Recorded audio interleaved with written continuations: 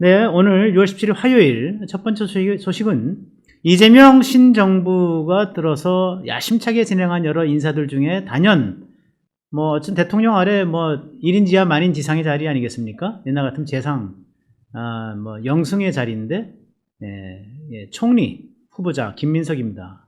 김민석의 황당한 재산 해명 관련해서 여러분과 함께 나눠보지 않을 수가 없을 것 같습니다. 시작하기 전에 구독, 좋아요 그리고 알림 설정 부탁을 드리겠습니다.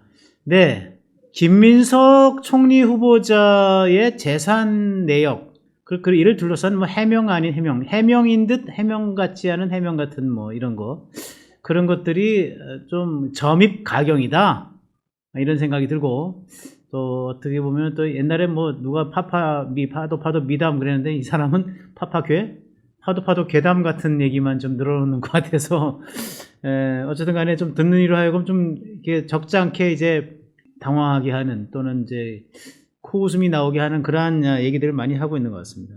최근 5년간의 과거에 이제 불법 정치자금 수수와 관련해서 이제 추징금 6억 원을 완납했는데, 지난 5년 전에 재산 신고에서는 마이너스 5억, 이게 마이너스 5억 8,095만, 그러니까 부채만 5억 8,095만이 있었던 것으로 되어 있었죠. 그랬던 것이 이제 21년, 22년, 23년 들어와서 이제 1,401만 원 마이너스로 됐다가 드디어 올해 재산 신고할 때는 1억 5,492만, 그러니까 이게 약 7억 3천만 원 정도, 7억 3, 4천만 원 정도가 재산이 늘어난 거예요. 순자산 변동 내역. 이게, 그런데 저도 개인적으로 잘 아는 오래된 정치인이죠. 네. 15대 때 국회 진출해가지고 15대 국회의원, 16대 국회의원까지 하고, 1996년, 2000년, 2004년, 그리고 이제 노무현 정몽준 단일화 등등 할 때 이제 정몽준 진영으로 갔다가 김민세, 그랬다가 그 뒤부터 약간 좀 방황해서 이제 갈 길을 잃고, 한 15, 16년간 사실 이렇다 할 정치적 직책 직분 없이 방황하다가 2020년입니다. 2020년에 이제 21대 국회에서 다시 이제 3선 의원으로 다 돌아오고, 그리고 24년 지난해 총선에서 4선 배지를 달았는데, 그 15년 동안 별로 이제 한 게 없어요. 물론 이제 2007년 제 기억하기로는 2006년 5월부터 2008년 5월까지 한 2년간 민주당 산하의 민주연구원이라고 있죠. 예, 띵크탱크. 거기에 이제 원장을 좀 하면서 아이디어를 냈던 기억이 있는데, 그 민주연구원장이라고 하는 자리가 무슨 월급을 받는 자리가 아니거든요. 예. 그러니까 이제 돈 벌 기회가 없었어요. 그러다가 이제 그 전에 이제 2018년 정치자금법 위반 사건, 그다음에 그 전에 무슨 사건 등등 해서 몇 건의 정치자금법 위반으로 이제 추징금을 엄청나게 물게 돼서 또 돈이 없을 만합니다. 제 생각에는. 그래서 2020년도에 이제 마이너스 5억 8천만 원을 신고했었는데, 이게 갑자기 이번 재산 신고에서 2억 몇천만 원 재산 신고를 한 거 아니겠습니까? 그러니까 이거를 이번에 재산 신고할 때 심지어는 김문석이 이렇게 청렴하다는 얘기도 나왔었어요. 그러니까 김문수 후보가 지난번에 이제 대선 후보 김문수가 10억을 신고했던 기억이 나고, 이준석이 14억, 그 다음에 이재명 그 당시 후보가 18억 원 정도를 신고했던 기억이 나는데, 그때 김문수 후보가 청렴한 후보다 이렇게 얘기를 했었는데, 김문수는 그 당시에 진짜 청렴했던 거는 천하공지의 사실이니까. 그런데 이번에 재산 신고된 거 보니까 김민석이 2억 몇천만 원 신고하니까, 김문수는 될 것도 아니야. 이거 고래등 기와 집에서 사는 거야. 이 김민석이야말로 진짜 청렴해. 그런데 이게 사실은 청렴한 거라기보다는 이제 자기가 이제 과거에 진 죄가 있으니까, 그거 가지고 계속 그냥 추징금 그냥 내다 보니까 이게 재산이 없어. 어쨌든 결론적으로는 5년 만에, 국회의원 하는 5년 만에 7억 몇천만 원, 8억 가까운 돈 재산을 형성했다, 불렸다는 건데, 그래서 추징금도 내고 했다는 건데, 이게 어떻게 가능한 거냐. 그래서 최근에 터져 나온 정치자금법 위반 논란과 함께 이게 맞물려서 논란이 커지고 있는 겁니다, 지금. 지금 상황은 그런 상황이고요. 순자산은 이게 한 7, 8억 원 증가를 했고, 소득은 연간 1억, 국회의원 세비라고 하는 것이 1억 2천, 1억 3천만 원 정도 되죠. 그거 해봤자, 그거를 세비를 한 5년 동안 다 모아봤자 한 6억 정도 되는 건 한 푼도 안 쓰고 다 모아서 추진금만 내도 그럼 살림은 뭐로 할 것이며 정치는 뭐로 할 것이며 활동비는 뭐로 할 것이며 요새 국회의원들이 저 지역에서 밥 얻어먹으면 큰일 나죠. 그냥 걸립니다. 화환도 뭐 그러면은 자기 돈으로 자기가 내고 내돈내산 해야 되는데 그 돈 다 어떻게 할 걸? 재산 형성 과정이 저 좀 미심쩍다 이런 얘기를 하는 겁니다. 네. 국회의원 세비가 전부인데 자금 출처가 뭐냐? 그러니까 자금 출처와 순자산 증거에 대한 해명이 전혀 없는 거예요 지금. 예. 매일 뭐 한 건씩 내가 뭐 해명을 하겠다라고 페이북에 올리기도 하고 뭐 이런 식으로 얘기를 하는데 실제로 해명이 된 게 없습니다 지금. 그런데 이런 와중에 이 김민석 후보가 어저께입니다 페이북에 글을 하나 올렸는데 야 이게 참 이 글이 참 황당한 내용이에요. 지나온 삶에 감사해서 헌금이 평균 이상이었나 봅니다.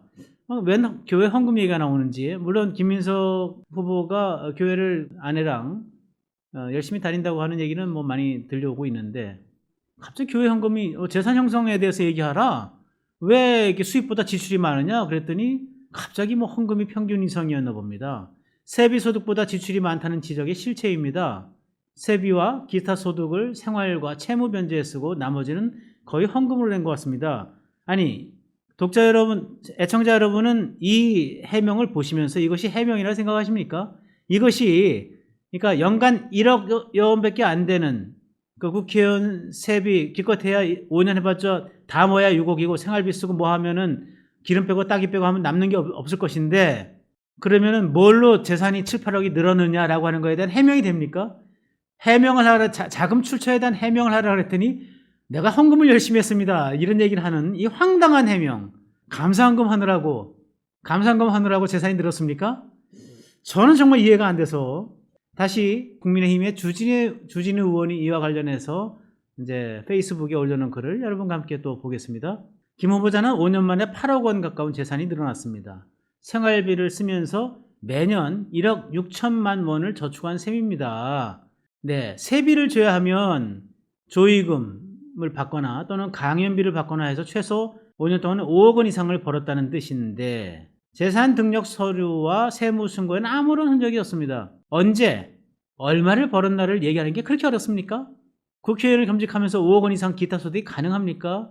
예, 아주 아프게 질문을 때렸죠. 저는 이번 그 김민석 후보의 이 재산 형성 과정에 대한 의혹 그리고 이제 그 정치자금법 위반 여러 가지 돈을 이제 땡겨 쓴 것들이 지금 마구 터져나오고 있지 않습니까?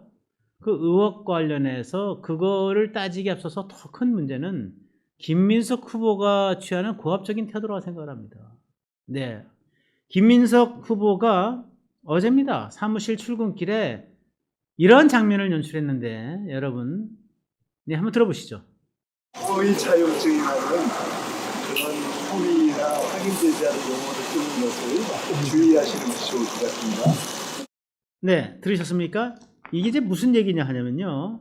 이게 2018년도 5월 14일일 겁니다. 2018년도 5월 14일을 전후해서 같은 시기에 11명한테 1억 4천만 원인가를 빌립니다. 그 중에 특히 5월 14일 하루에는 9명으로부터 1,000만 원씩 9천만 원을 한꺼번에 빌리는 일이 발생합니다. 이거를 둘러싸고 사실은 동일한테 빌려가서 이름만 이렇게 여러 가지 땡겨 쓴 거 아니냐.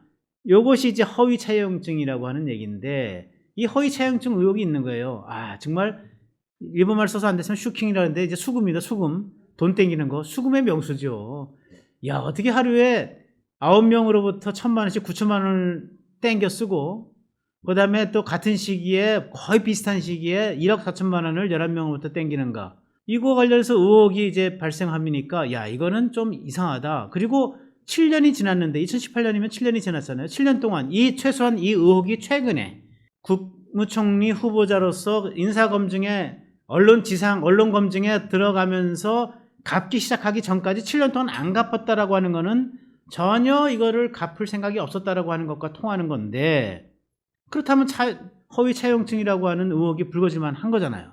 국무총리 후보로서 이제 일하고 인사검증에 준비하기 위해서 국회 청문회 준비하기 위해서 일하고는 이제 그 사무실에 출근하면서 하는데 여러 가지 기자들의 질문이 쏟아집니다. 쏟아지는데 다 무시하고 지나가요. 이제 지금 동영상은 여러분 이제 혹시 보신 분은 아시겠지만은 지나가는데 한 분이 딱 얘기를 합니다. 허위 차용증 문제에 대해서 어떻게 해명하시겠습니까?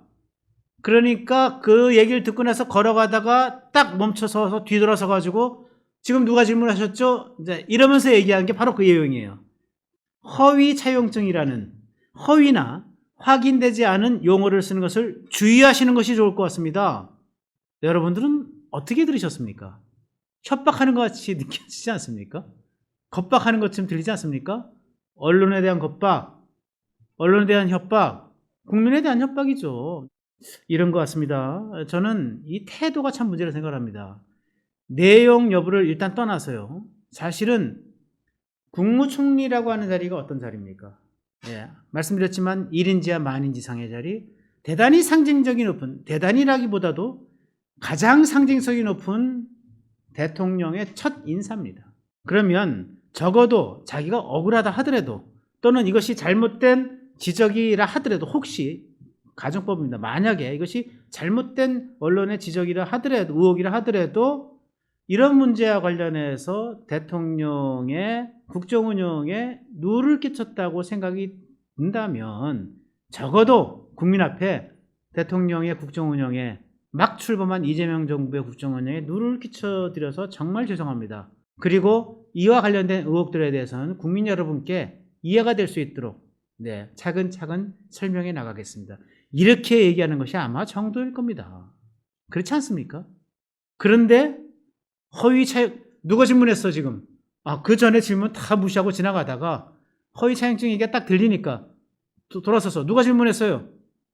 그리고 나서 허위 차용증, 허위나 확인되지 않은 용어를 쓰는 것을 주의하시는 것이 좋습니다. 그러면 안 되죠. 저는 안 될 것 같다고 보습니다. 네.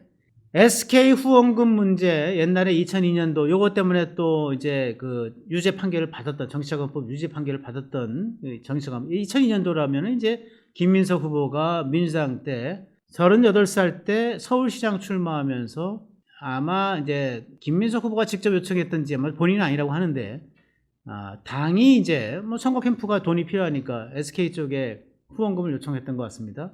그래서 이 후원금 문제가 나중에 불법 정치자금 수수로 문제가 되니까 이것이 해명한다고 하는 문제 얘기가 뭐냐면 나몰래 당이 했다라고 하는 해명입니다. 나몰래 당이 했다. 근데 판결문에는 그렇게 되어 있지 않아요. 자, 김민석이 뭐라고 했냐면 정치검찰의 표적 사정입니다. 후보자인 나도 모르게 중앙당이 SK 측에 요청했던 선거지원용 기업 후원금 영수증 미발급 책임을 후보자인 내게 물었던 이례적인 사건입니다. 따라서 나는 정치검찰의 표적 수사를 받은 겁니다. 이렇게 얘기했던 거예요. 그리고 그것이 판결문에 그 판사의 판결문에도 인용이 돼요. 뭐 그렇게 주장한 것 같다, 네가. 그런데 그게 뿐만 아니라 판결문에 뭐가 또 나와 있냐면 그런데 그 2억 원을 받으면서 SK 관계자가 와가지고 김민석 후보에게 직접 2억 원을 이게 저 요청하셨던 우리 회장님께 요청하셨던 후원금을 들고 왔습니다. 얘가 김민석이 얘기하는 거예요. 네. 그런데 영수증 처리를 어떻게 하죠?